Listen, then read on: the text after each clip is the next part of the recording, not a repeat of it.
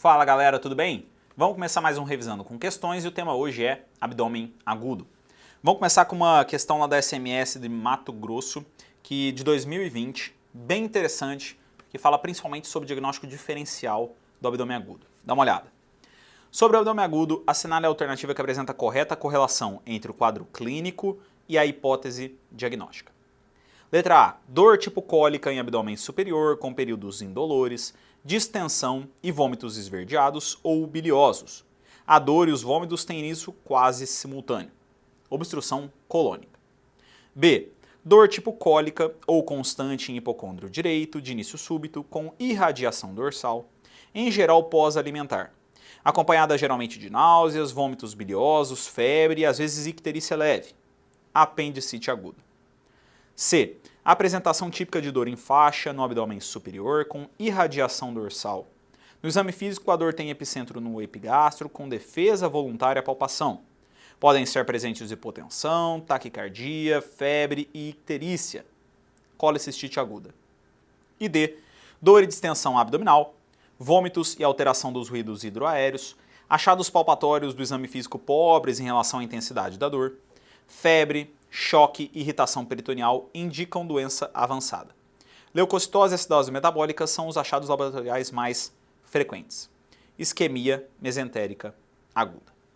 Galera, uma questão bem interessante para a gente poder fixar na cabeça quais são os principais diagnósticos diferenciais, os quadros clínicos clássicos dos principais diferenciais do abdômen agudo. Não é uma questão difícil, mas é uma questão que ajuda a gente a poder sedimentar um pouquinho o conhecimento, né? Porque em abdômen agudo existem condutas mais específicas a cada patologia, mas uma coisa que cai bastante é realmente o diagnóstico do abdômen agudo e o tratamento inicial desses pacientes. Então vamos dar uma julgada aí nas alternativas que a gente tem. Na letra A ela traz um paciente com dor tipo cólica em abdômen superior, com períodos indolores, distensão e vômitos esverdeados ou biliosos. A dor e os vômitos têm início quase simultâneo. Aí fala que é uma obstrução colônica.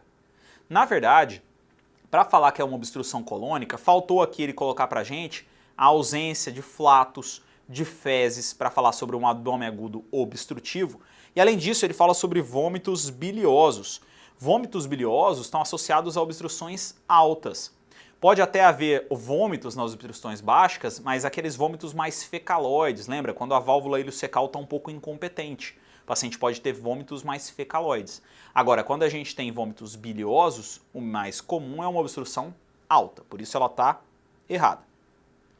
Na letra B, ele traz um paciente com dor tipo cólica ou constante no hipocôndrio direito, de início súbito, com irradiação dorsal, em geral pós-alimentar, acompanhada geralmente de náuseas, vômitos biliosos, febre e às vezes icterícia leve. E ele fala de apendicite aguda. Esse aqui está errado também, né? Ele está descrevendo basicamente, parece uma colicistite aguda.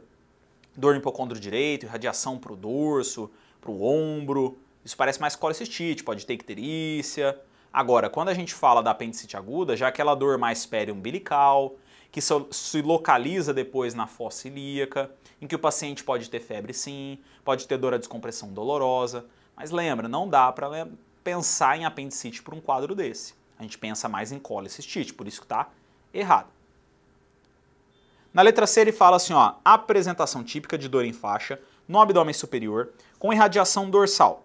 No exame físico, a dor tem epicentro no epigastro, com defesa voluntária à palpação. Podem estar presentes hipotensão, taquicardia, febre e icterícia. Aí fala que é colicistite aguda. Na verdade, essa é a descrição clássica da pancreatite, né? Dor em barra, irradiação para o dorso, lá na parte superior do abdômen. Cara, isso aí tem que lembrar de pancreatite. A colicistite é mais ou menos o que a gente descreveu agora, né? Sinal de Murphy positivo, paciente que tem dor do hipocôndrio direito, irradiação para o ombro, para o dorso, que pode ter icterícia, pode ter febre. Isso sim é colicistite. Agora o que ele descreveu aqui foi pancreatite. Já na letra D ele coloca dor e distensão abdominal, vômitos, alteração dos ruídos hidroaéreos, achados palpatórios que são pobres em relação à dor que o paciente sente.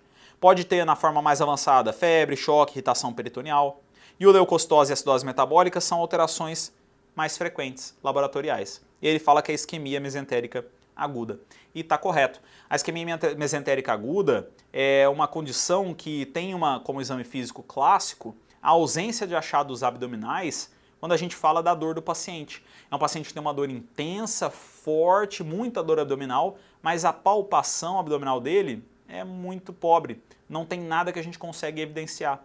Se tivessem trazido para a gente, por exemplo, o paciente que tem uma fibrilação atrial, por exemplo, facilitaria até mais. Geralmente ocorre uma parte de um trombo, o trombo vai lá e acaba ocluindo a artéria, uma oclusão arterial aguda desse paciente. E aí faz a isquemia mesentérica.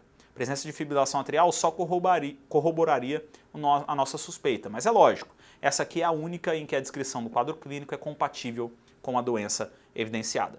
Se a gente for dar uma olhada então nas alternativas, a letra D é a alternativa correta, em que descreve o quadro de uma isquemia mesentérica aguda. E qual que é o CCQ que a gente consegue tirar dessa questão? Saber a apresentação clínica e o exame físico dos principais diagnósticos diferenciais dentro do abdômen agudo. Vamos passar agora para uma questão lá da PMFI do Paraná de 2019. Sobre os sinais da apendicite aguda, qual a alternativa errada? Letra A, sinal de Aron, dor epigástrica referida durante a compressão do ponto de McBurney. B, sinal de Dunphy, dor na fossa ilíaca direita com tosse. C, sinal de Lipinski, dor à compressão da fossa ilíaca direita quando o paciente eleva o membro inferior esticado. E D, sinal de Lenander, diferença maior que 1 grau entre as temperaturas retal e axilar, elevação maior da temperatura axilar em relação à retal.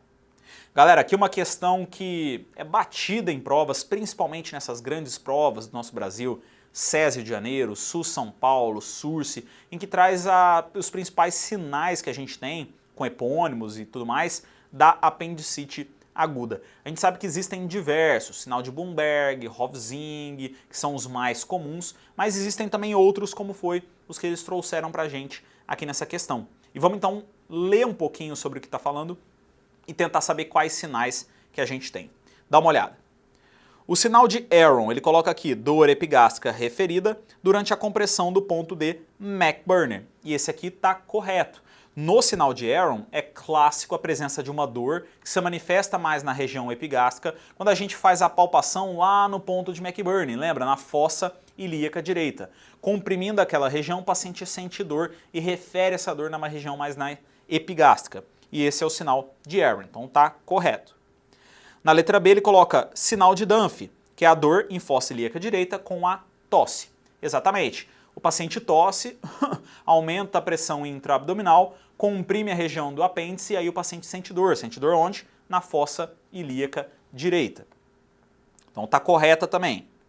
Na letra C, sinal de Lipinski, é uma dor à compressão da fossa ilíaca direita enquanto o paciente eleva o membro inferior esticado.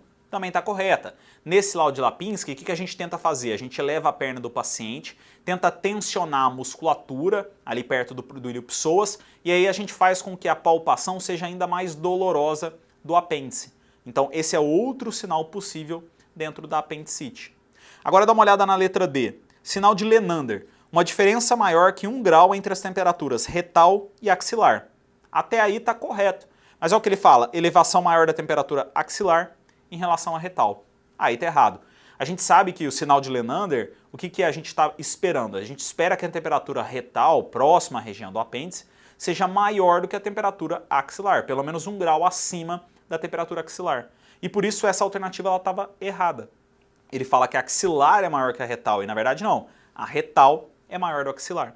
Se a gente for dar uma olhada então na questão, a gente consegue ver que a alternativa correta é a letra D, porque ele queria a errada. Então o sinal de Lenander, na verdade, é um aumento de 1 grau da temperatura retal em relação ao axilar, e não da axilar pela retal, como dizia a alternativa. Então essa é a resposta, letra D.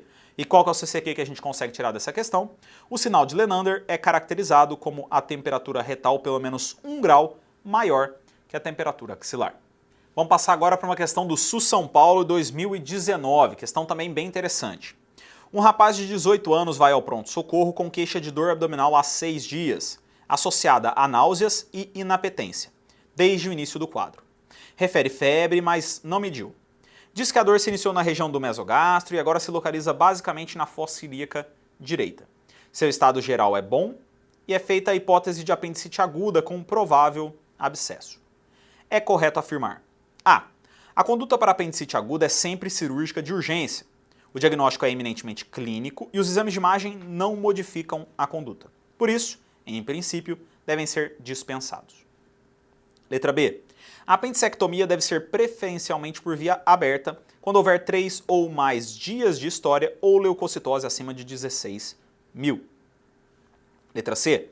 Deve fazer tomografia de abdômen e pelve. Se tiver abscesso periapendicular bloqueado, é possível fazer o tratamento inicial com drenagem do abscesso, guiada por exame de imagem, tratar com antibiótico terapia e programar a apendicectomia para outro momento.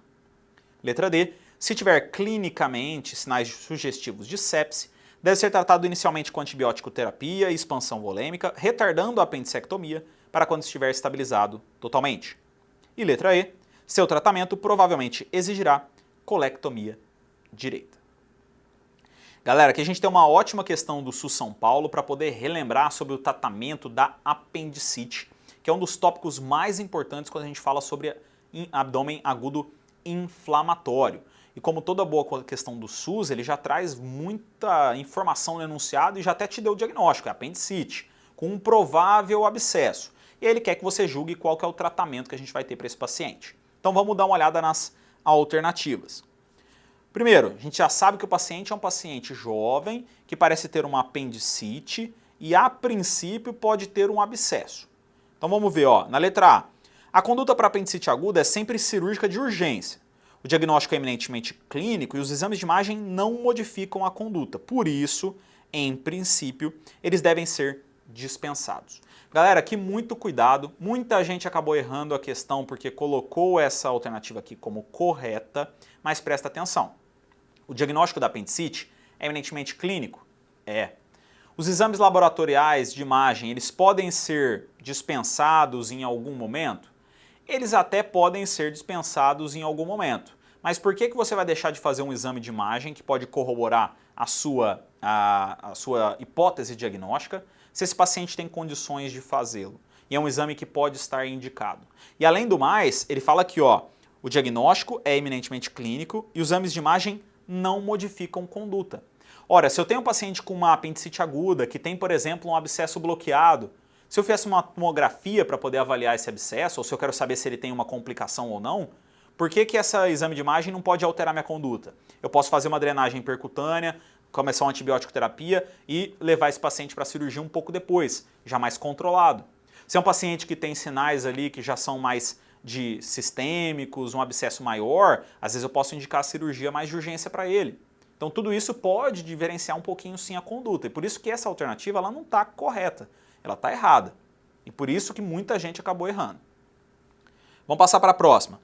Na letra B ele diz que a apendicectomia deve ser preferencialmente por via aberta quando houver 3 ou mais dias de história e leucocitose maior do que 16.000. E essa está errada. Existe ainda uma discussão muito grande em relação aos cirurgiões de qual a via preferencial para apendicectomia, se ela é videolaparoscópica, se ela é aberta, mas o que a gente sabe é, não existe um valor de leucometria ou um número de dias para indicar uma ou outra técnica. E por isso essa alternativa está errada.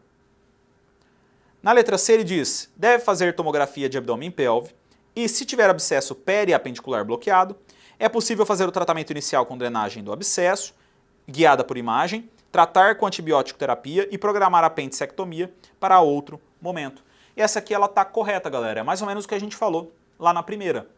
Se um paciente tem apendicectomia e ele tem uma suspeita de uma complicação, abscesso, você quer ter a surpresa de abrir ele e encontrar o abscesso ali na sua cara? Vai que esse paciente, por exemplo, tem um abscesso muito grande. A gente pode inicialmente tentar um tratamento com drenagem percutânea, se ele estiver estável, fazer antibiótico terapia e com o processo um pouco mais esfriado, fazer uma cirurgia muito menos agressiva.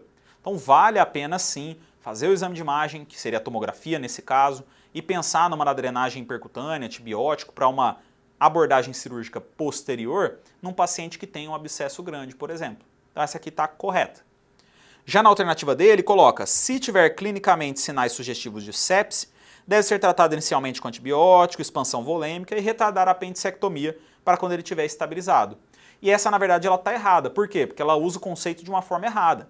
Se o meu paciente tem sinais de sepse, tem sinais de irritação peritoneal, tem instabilidade hemodinâmica, esse paciente ele tem indicação de cirurgia. Não dá para dar antibiótico e esperar ele melhorar da infecção, da sepse, para depois fazer o tratamento cirúrgico. Esse paciente, sim, precisa ser abordado de forma cirúrgica. Então essa alternativa está errada. Por fim, na letra E, ele coloca: seu tratamento provavelmente exigirá colectomia direita. Galera, essa aqui também está incorreta. Por quê? A gente sabe que na maioria das vezes os pacientes com abscesso periapendicular, mesmo que sejam abscessos relativamente grandes, vão ter uma boa resposta com a drenagem percutânea, com a antibiótico terapia. E na grande maioria das vezes não vai ser necessária uma colectomia direita, apenas a ressecção posterior do apêndice quando o processo estiver mais esfriado. Existem indicações assim para fazer uma colectomia? Existem. Por exemplo, uma suspeita de um tumor carcinoide ou de um tumor na região do apêndice, em que eu tenho que fazer uma colectomia um pouco maior. Um paciente que teve um processo mais agudo, teve isquemia da região e aí ele tem um comprometimento da alça, eu posso fazer a colectomia. Mas nesse paciente, no meu caso, não necessariamente a colectomia vai ser necessária. Eu posso tentar a drenagem percutânea, antibiótico e depois fazer uma cirurgia muito menos agressiva. E por isso, a alternativa está errada. Se a gente for dar uma olhada na questão, a alternativa certa é a letra C, fazer tomografia, drenagem percutânea, antibiótico e postergar a cirurgia para um segundo momento, quando ele estiver mais estável. E qual que é o CCQ que eu consigo tirar daqui? Apendicite com abscesso. A apendicite pode ser realizada a apendicectomia pode ser realizada após a intervenção, com drenagem do abscesso e antibiótico terapia. Vamos agora para outra questão da PMFI do Paraná de 2021, para falar um pouquinho mais sobre um outro tipo de abdômen agudo e inflamatório, que é a diverticulite. A diverticulose é um problema de saúde muito comum, especialmente após a 7ª à 6ª década de vida. A diverticulite é uma complicação comum em que existe uma inflamação e infecção, sendo uma causa frequente de abdômen agudo. Sobre a diverticulite aguda, assinale a alternativa incorreta. Letra A. O tratamento conservador é através de antibiótico sistêmico e dieta restritiva. Na letra B, casos de diverticulite aguda com abscesso maiores podem ser conduzidos com drenagem percutânea, geralmente guiada por tomografia computadorizada. Letra C, em casos com perfuração não bloqueada, com peritonite fecal, indica-se a cirurgia quando não for possível a drenagem percutânea. E a alternativa D, em casos em que se apresentam com peritonite purulenta, costuma-se na cirurgia ressecar o segmento perfurado e realizar colostomia. Galera, aqui uma ótima questão para a gente falar um pouquinho mais sobre diverticulite. Diverticulite é outra forma de abdômen agudo inflamatório que cai bastante na prova e essa aqui é uma ótima oportunidade para a gente rever uma classificação importante dentro de diverticulite, dentro da prova de cirurgia, que é a classificação de Hinckley, que vai guiar ali o tratamento do paciente com diverticulite. A gente sabe que a diverticulose é a presença de divertículos colônicos, que podem complicar de algumas formas. Sangramento, por exemplo, obstrução, mas a diverticulite, que é aquela perfuração, a microperfuração e uma inflamação do divertículo, ela é uma das complicações mais comuns. E como é que a gente pode dividir os pacientes? A gente divide eles conforme a classificação de Hinckley, que é uma classificação que vai progredindo em gravidade. Mas vamos dar uma olhada nas alternativas para aí sim começar a citar a classificação e o tratamento que esses pacientes devem receber. Começando pela A. O tratamento conservador é feito através de antibiótico sistêmico e dieta restritiva. Tá certo. Aqui a gente está falando de um paciente com um quadro leve, provavelmente um Hinckley 1, em que o paciente pode ter abscesso pericólico ou um abscesso mesentérico. Nesses aqui não é necessário procedimento cirúrgico. A gente pode começar com um repouso intestinal, fazer para ele antibiótico terapia e observar. Esse paciente geralmente vai evoluir de forma favorável, não vai ser necessário nenhuma intervenção nele.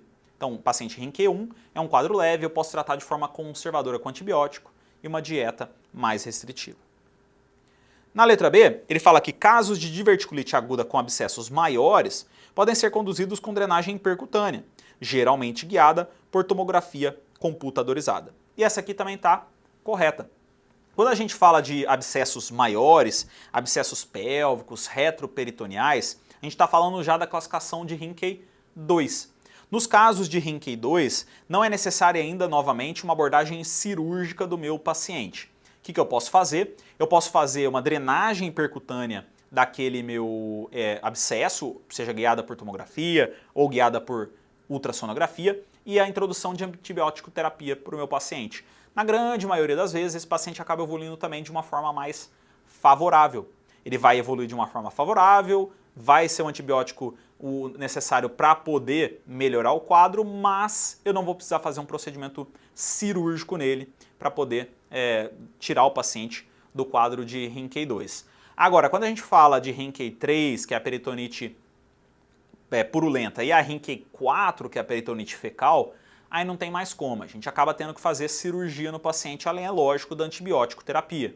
Quer ver só? Na letra C ele coloca assim, ó, em casos com perfuração não bloqueada com peritonite fecal, indica-se a cirurgia quando não for possível a drenagem percutânea.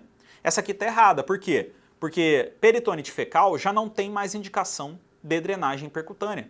A gente tem indicação de cirurgia, de laparotomia, para poder fazer a lavagem da cavidade, a correção dos defeitos e também, é lógico, antibiótico terapia. Quer ver só? Ele coloca aqui na letra D, em casos que se apresentem com peritonite purulenta, costuma-se na cirurgia ressecar o segmento perfurado e realizar colostomia. Tá certo. Paciente que tem um Rinckey 3, nesse caso, no Rinckey 3, que é peritonite purulenta, ao contrário do anterior que era uma peritonite fecal, ou seja, um Rinckey 4, a cirurgia também está indicada, junto com a antibiótico terapia. E aqui, além, é lógico, da limpeza da cavidade, a gente vai tentar fazer o quê? A gente vai tentar fazer a colostomia no paciente, uma colostomia de proteção, ressecando aquele segmento que a gente viu que estava perfurado. A gente evita fazer uma anastomose primária num conteúdo de infecção, pus, peritonite fecal, mas a colostomia de proteção é interessante para poder manter o paciente com um trânsito intestinal. Ou seja, se a gente for dar uma olhada nas nossas alternativas, a correta é a letra C. Em casos com perfuração não bloqueada, com peritonite fecal, indica-se cirurgia quando não for possível a drenagem percutânea. Lembra, a questão é que é a alternativa incorreta. E a gente sabe que, nesse caso, peritonite fecal, Rinckey 4, não é indicado fazer drenagem percutânea. É indicado cirurgia. E qual que é o CCQ que a gente consegue tirar dessa questão? Saber que em caso de verticulite aguda com presença de peritonite fecal, a indicação é sempre cirúrgica. Para terminar, vamos para uma questão da FAMEMA de São Paulo de 2019. Questão bem interessante, traz imagem. Vamos lá. Homem de 46 anos, sabidamente portador de doença diverticular, procura o pronto-socorro com queixa de dor na fossa ilíaca direita e na fossa ilíaca e flanco esquerdos, associada a febre e calafrios. Nega a parada de evacuação e está eliminando gases. Pressão arterial é de 160 por 90 e o pulso de 102 batimentos por minuto. Frequência respiratória de 18 incursões por minuto e axilar temperatura de 39. O exame abdominal mostra a dor localizada na região citada pelo paciente, sem sinais de peritonite. A tomografia computadorizada é mostrada a seguir. A hipótese diagnóstica e o melhor tratamento são respectivamente. Dá uma olhada aí na tomografia do nosso paciente. Tá vendo alguma coisa de errado? Vamos dar uma olhada nas alternativas. Letra A. Diverticulite aguda tipo Rinckey 1B. Drenagem percutânea por tomografia computadorizada. B. Diverticulite aguda não complicada. Medicação sintomática, antibiótico terapia e acompanhamento ambulatorial. C. Diverticulite aguda tipo Rinckey 1B. Laparotomia exploradora e retossigmoidectomia a Hartmann. Letra D. Diverticulite aguda tipo Rinckey 3. Laparotomia exploradora, ressecção do segmento e anastomose primária. Galera, aqui a gente tem uma questão da FAMEMA bem interessante, que traz um enunciado grande, cheio de informações e traz também uma imagem pra gente. Lembra, sempre que a gente tem uma imagem, primeiro leia o enunciado como um todo para depois dar uma olhada na imagem. Porque você já vai para a imagem sabendo o que você está procurando. E algumas vezes não é preciso nem ver na imagem, você já sabe qual que é a resposta da questão. Vamos dar uma olhada aqui então, ó. O paciente tem 46 anos, tem doença diverticular conhecida, chega pra gente com dor na fossa ilíaca e no flanco esquerdos, febre e calafrio. Eu tenho que pensar em quê? Diverticulite. Ele não tem parada de eliminação de fezes, de flatos, ou seja, não está obstruído, e está, apesar de febril, hemodinamicamente estável e não tem sinais de peritonite. Quando a gente dá uma olhada no exame de imagem, dá uma olhada nesse círculo aqui, ó. Dá pra gente ver que tem uma coleção meio infiltrativa ali, mas confinada. Tem gás no interior, só que é uma alteração que está bem próxima ali do divertículo. Ela é relativamente pequena, relativamente grande perto do divertículo, mas ainda não é um abscesso grande. Como é que a gente consegue classificar os pacientes com diverticulite? A gente classifica eles conforme a classificação de Hinckley. E Hinckley divide as diverticulites em 4 grupos principais.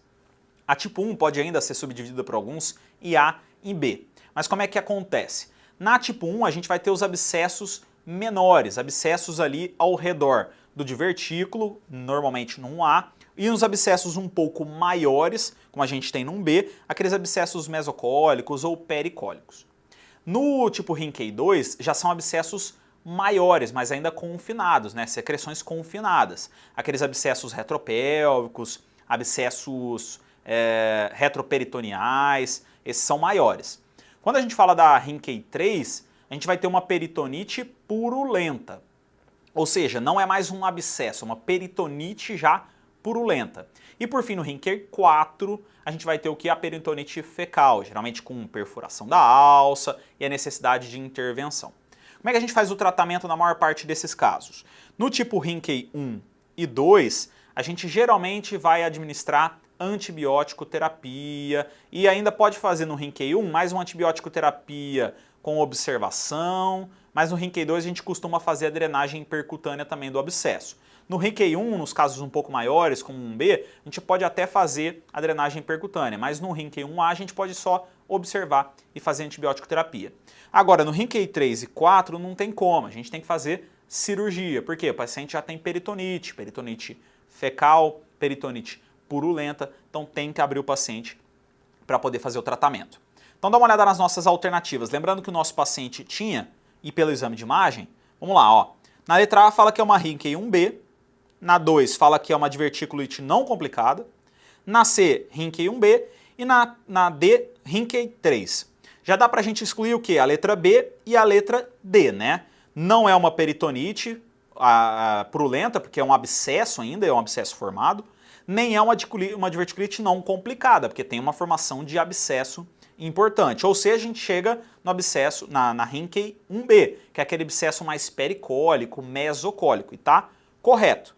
Só que aí quais são as condutas que eles passam pra gente? Na letra A, drenagem percutânea por tomografia computadorizada. E na letra C, laparotomia exploradora e retocimoidectomia a Hartmann.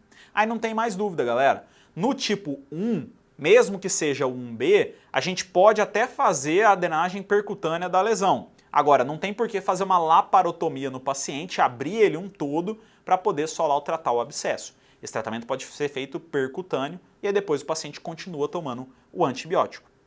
Se a gente for dar uma olhada então nas nossas alternativas, a letra A é a letra correta. Essa aqui é uma diverticulite tipo Hinckley 1B e a drenagem percutânea por tomografia computadorizada é a conduta nesse caso. E qual que é o CCQ que a gente consegue tirar daqui?